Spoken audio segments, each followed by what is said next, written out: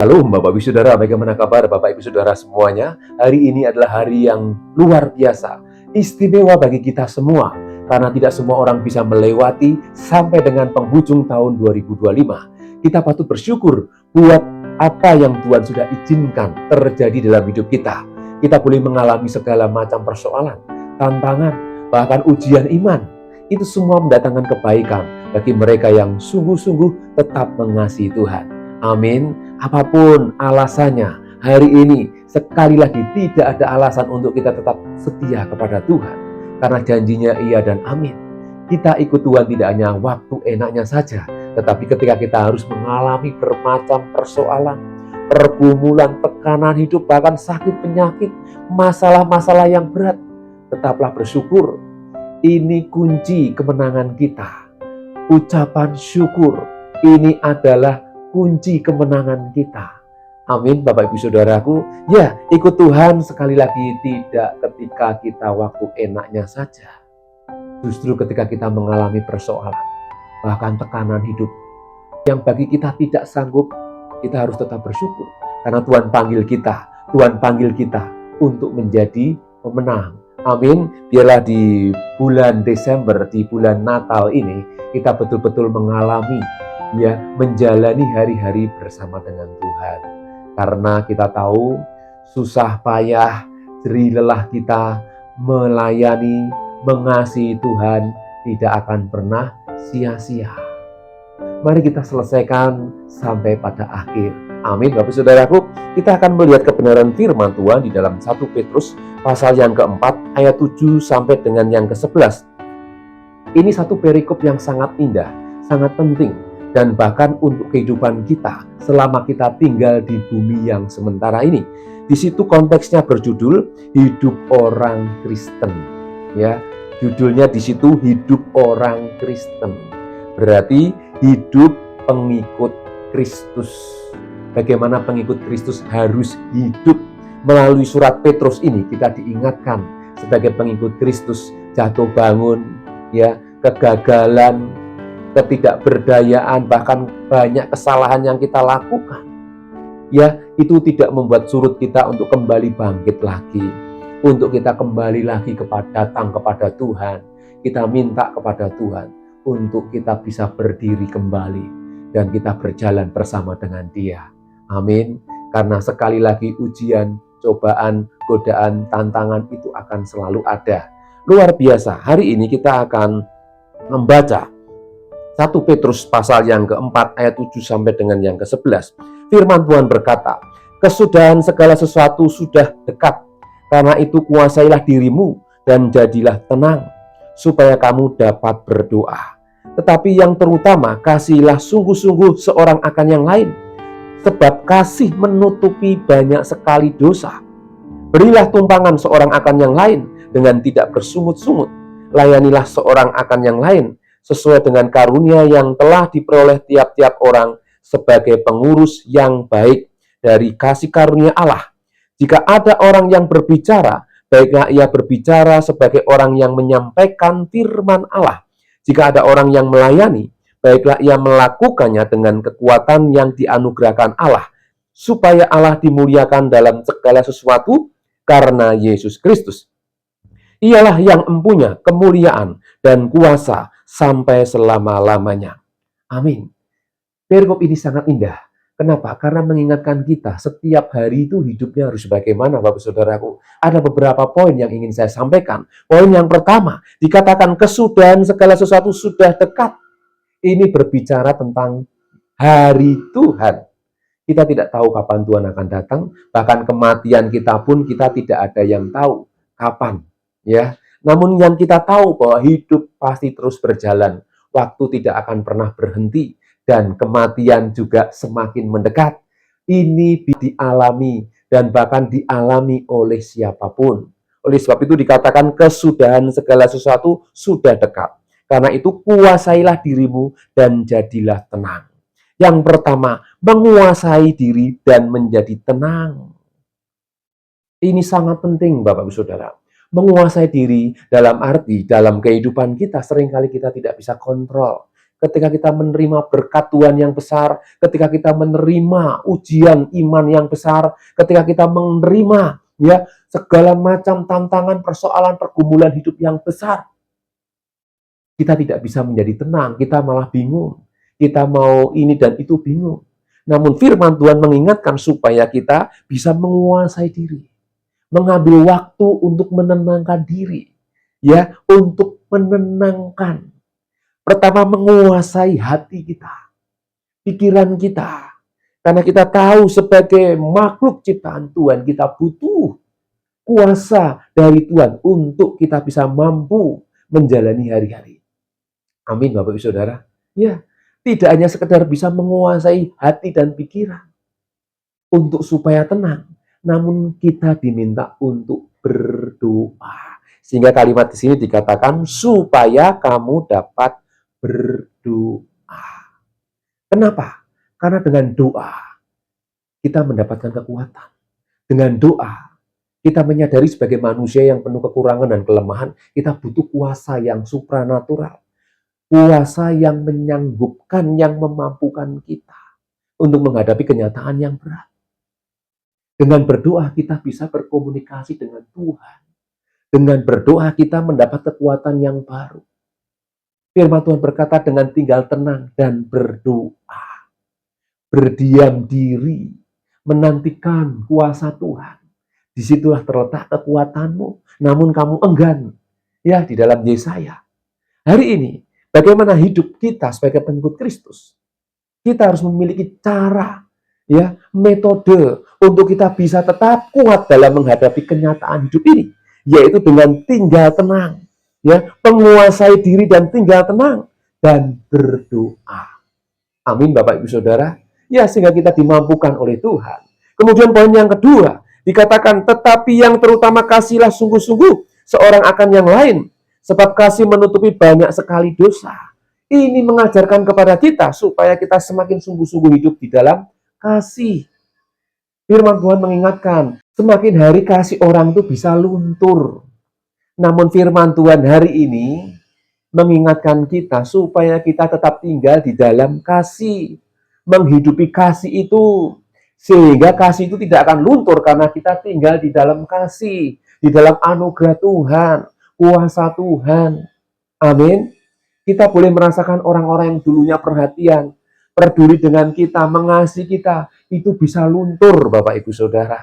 Tapi ketika kita tinggal di dalam kasih Tuhan, ya, kasih Tuhan yang tidak akan pernah luntur, tidak akan pernah lekang oleh panas, hujan, oleh waktu, kita bisa tetap mengasihi seperti Tuhan mengasihi kita. Amin, Bapak Ibu Saudara. Kasih orang boleh luntur, kasih orang boleh padam, kasih orang boleh hilang, namun kasih Tuhan tidak akan pernah hilang ketika kita tinggal di dalam kasih Tuhan. Jelas ayat ini. Tetapi yang terutama kasihlah sungguh-sungguh orang kan yang lain, sebab kasih menutupi banyak sekali dosa. Ini berbicara tentang bagaimana kita harus semakin sungguh-sungguh hidup di dalam kasih. Pernah merasakan bagaimana saudara, ya, merasakan orang-orang yang dulu sungguh-sungguh mengasihi bisa pudar. Ya, bahkan diri kita sendiri, kadang kita mengasihi orang, ya, bisa-bisa dengan berjalannya waktu, kasih itu bisa luntur dengan banyak masalah. Dulunya mengasihi, bisa juga malah membenci. Ini perubahan zaman.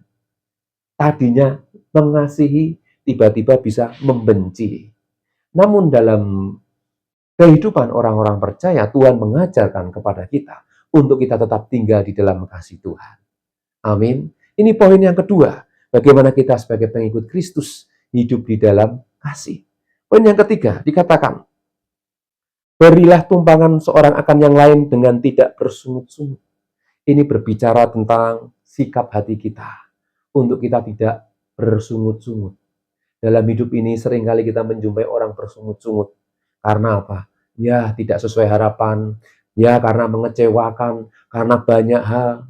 Akhirnya melakukan sesuatu dengan bersungut-sungut. Ini yang Tuhan tidak mau. Orang Israel banyak yang binasa karena mereka bersungut-sungut. Sudah ditulung malah Tidak bersyukur, berterima kasih, malah mentung, orang bilang. Ya, orang Jawa bilang ditulung malah mentung. Tapi kita dipanggil oleh Tuhan untuk belajar tidak bersungut-sungut. Ketika kita mengalami ujian, ketika kita mengalami persoalan, mari kita hadapi dengan tulus ikhlas. Kita terima apapun, dan kita tetap melakukan bagian kita dengan ucapan syukur. Jangan bersungut-sungut. Ini perintah Tuhan. Ya, banyak orang yang bersungut-sungut karena mereka kecewa. Seringkali dunia membawa kita untuk bersungut-sungut, kecewa dengan keadaan, kecewa dengan pemerintah yang tidak sesuai harapan, kecewa dengan pemimpin yang tidak sesuai harapan, kecewa dengan suami, dengan istri, bahkan dengan anak, bahkan dengan sahabat, teman dekat. Orang bisa kecewa, orang bisa bersungut-sungut, ya, karena melihat keadaan. Namun sekali lagi, ketika kita kembali diingatkan oleh firman Tuhan, jangan bersungut-sungut, karena semuanya memang harus terjadi. Dan itu Tuhan izinkan untuk juga menguji sejauh mana iman kita semakin bertumbuh dan dewasa. Amin, Bapak Ibu Saudara. Tidak mudah memang, tapi kita harus menghadapi, tapi kita harus menjalani. Amin, Bapak Ibu Saudara. Tetap percaya, Tuhan tidak pernah meninggalkan kita. Jangan bersungut-sungut. Amin. Kemudian yang keempat, firman Tuhan berkata, layanilah seorang akan yang lain, sesuai dengan karunia yang telah diperoleh tiap-tiap orang sebagai pengurus yang baik dari kasih karunia Allah. Ya, melayani dengan sukacita, sesuai dengan karunia, sesuai dengan kemampuan yang Tuhan berikan. Kita melayani dengan sukacita. Memang kadang kita ingin melayani Tuhan kalau bisa lebih, ya, sehingga pikiran kita bisa kecewa ketika kita melayani Tuhan, tidak seperti yang kita harapkan. Padahal Tuhan memiliki rencana yang lain. Kadang kita tidak tahu. Dalam hidup ini, mari kita tetap setia melayani Tuhan dengan kemampuan, talenta, karunia yang Tuhan sudah berikan. Ya, mungkin kita bisa bernyanyi, memainkan musik, menyampaikan firman Tuhan, dan lain sebagainya, mendoakan orang sakit, kunjungan ke tempat-tempat yang memang harus dikunjungi. Banyak hal, Bapak Ibu Saudara. Sehingga dalam melayani Tuhan ini, kita harus tetap sukacita. Dan jangan memiliki motivasi yang lain. Ketika kita melayani Tuhan, kita punya motivasi yang salah. Ya, banyak kasus-kasus hari-hari ini, sampai hari ini, Bapak Saudara, orang melayani ya karena mereka ya ingin mendapatkan pujian dan lain sebagainya. Mari kita murnikan pelayanan kita. Mari kita sucikan pelayanan kita. Supaya hidup kita, ketika kita melayani Tuhan, Tuhan berkenan dan betul-betul menjadi berkat. Karena ini menjadi dasar setiap kita pelayan-pelayan Tuhan untuk melayani dengan sukacita. Ya, walaupun mungkin tidak dibayar, walaupun mungkin tidak mendapatkan persembahan kasih, tapi ketika kita melayani Tuhan dengan sukacita, dengan kebahagiaan, ya tidak usah diminta. Tuhan tahu kebutuhan kita. Tuhan tahu segala hal yang kita perlukan. Jadi dalam hal ini, Bapak Saudaraku, bagaimana kita sebagai orang percaya tinggal di zaman akhir, kita memiliki motivasi yang tulus, yang murni. Ya, sehingga di dalam 2 Korintus pasal yang kedua, ayat yang ke-17, sebab kami tidak sama dengan banyak orang lain yang mencari keuntungan dari firman Allah. Sebaliknya dalam Kristus kami berbicara sebagaimana mestinya, dengan maksud-maksud murni atas perintah Allah dan di hadapannya. Jelas ini Paulus mengajarkan kepada kita untuk kita betul-betul memiliki ketulusan hati. Sehingga dia berkata kami tidak sama dengan banyak orang lain yang mencari keuntungan dari firman Allah. Paulus melayani Tuhan dengan segala ketulusan. Dan dia tahu Tuhan pasti pelihara karena dia ya sebagai hamba Tuhan tahu Tuhanlah yang memelihara. Ini pesan bagi kita semua sebagai hamba-hamba Tuhan. Secara pribadi, saya mau sampaikan kebenaran firman Tuhan. Hidup kita ketika kita melayani Tuhan, Tuhan yang memelihara. Kita harus memiliki betul-betul hati yang tulus dan murni. Masalah berkat Tuhan pasti sediakan. Dan itu bukan tujuan yang utama. Tujuan yang utama adalah kita dipakai oleh Tuhan menjadi berkat. Nama Tuhan dimuliakan.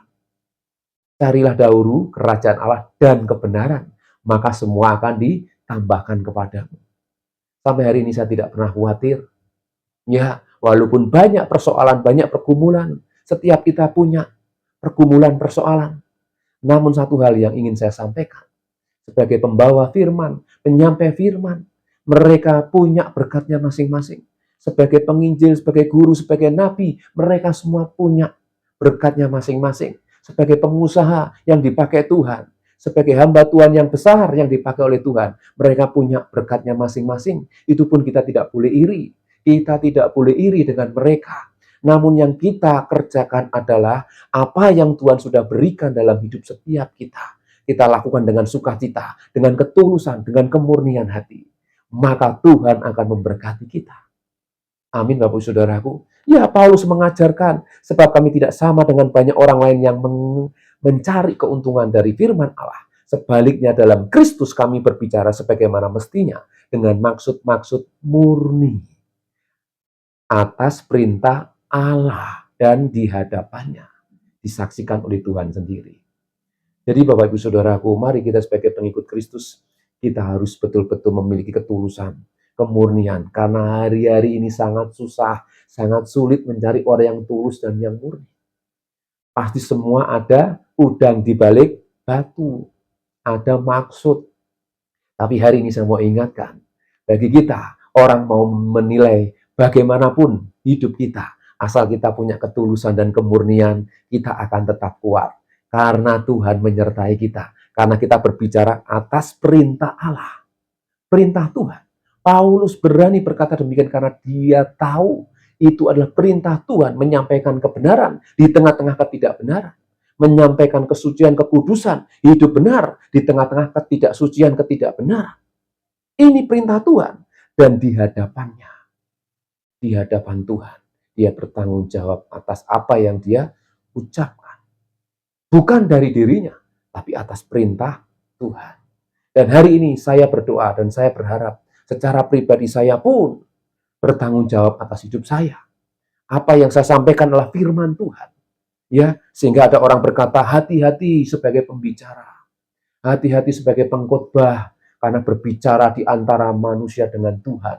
Kalau tidak hidup benar, tidak kudus, maka tanggung jawabnya besar. Memang Bapak Ibu Saudaraku, ya, kita semua punya tanggung jawab. Dan tanggung jawab yang besar adalah tanggung jawab atas diri kita.